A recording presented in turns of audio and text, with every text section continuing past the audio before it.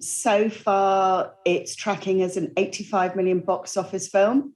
Lots and lots of pre-sales gone on. Odeon said earlier in the week they'd sold nearly 200,000 pre-tickets. Other chains are reporting the same. So I think people are going to come back. I think it's going to be a big weekend for cinema. And we're all very, very excited. I mean, the papers are just full of Bond today, lots of 5-star reviews. So I think it's going to be the boost to bring people back. I mean, we've had a few decent openings since cinemas were allowed to reopen. Peter Rabbit, of course, Black Widow. How have things been for you? They've been good. Initially a bit slow in May and June when we first opened, but gradually seeing an uptick in advertiser interest and audiences peaking. Bit quiet last weekend, but the weekend before a Bond, no one puts film out the weekend before a Bond because everyone's just kind of getting themselves ready for the big film that we've waited so long for. I mean, we were speaking earlier on in the programme to Murray McLennan from M&C Saatchi. He said ad budgets were up across the piece. What's been going on with your ad rates? Well, as you know, we were closed for much of last year, so the only way is up for us. But we've had huge advertiser interest in Bond, lots of advertiser interest in the subsequent films like Dune, West Side Story, the Spider-Man that's coming. There's a Spider-Man coming out. Art films like The French Dispatch. So we are very, very confident about having a very, very good Q4 in cinema. And how are the numbers right now comparing with 2019 in the pre-pandemic era?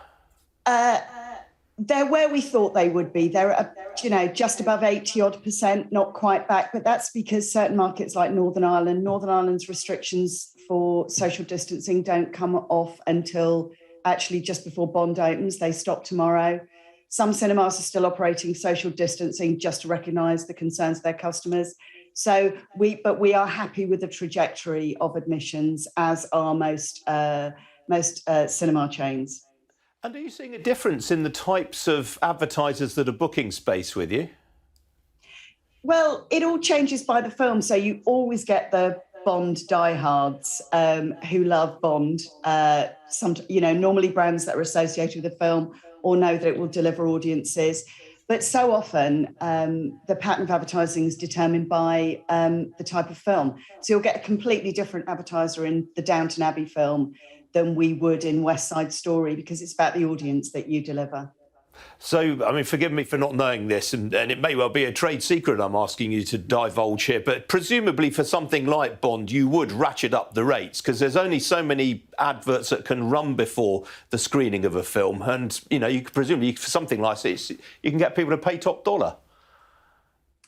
Well, I couldn't possibly comment, but let's put it this way. We're all very happy at Pearl & Dean about the advertisers and the revenue that we've generated with Bond.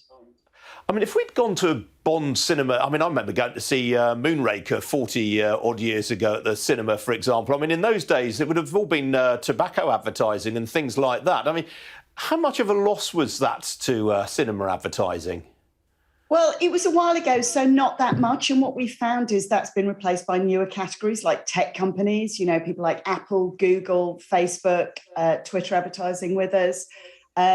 So as one category's kind of ended, other ones have kind of emerged that spend money with us. And digital changed the way that cinema works a lot because we can drop ads in really late as opposed to when we're on 35mm, which took, which was those whole cans, that are always famous. And everyone always says, oh, this is what cinema's like. It isn't anymore. It's all computers. So no, as that's dropped off, we've had other revenue sources come up and the number of films has increased. So 350 before the start of digital. Now you get something like 800 odd releases. So it allows you to segment your audience more and appeal to different advertisers. And Kathryn, you've been quite vocal in the recent past about inclusivity, the need for diversity in the industry. I mean, are you satisfied with the way that the makers of the Bond franchise have sort of softened him up? I mean, he's not the sort of sexist old bore that he once was. Well, I think audiences have changed. They expect a different type of Bond, someone who's more reflective of this society. And this film is true to the spirit of Bond, but recognises the changes in society. And also, you've got Phoebe Waller-Bridge writing on it. I mean, what's not to love?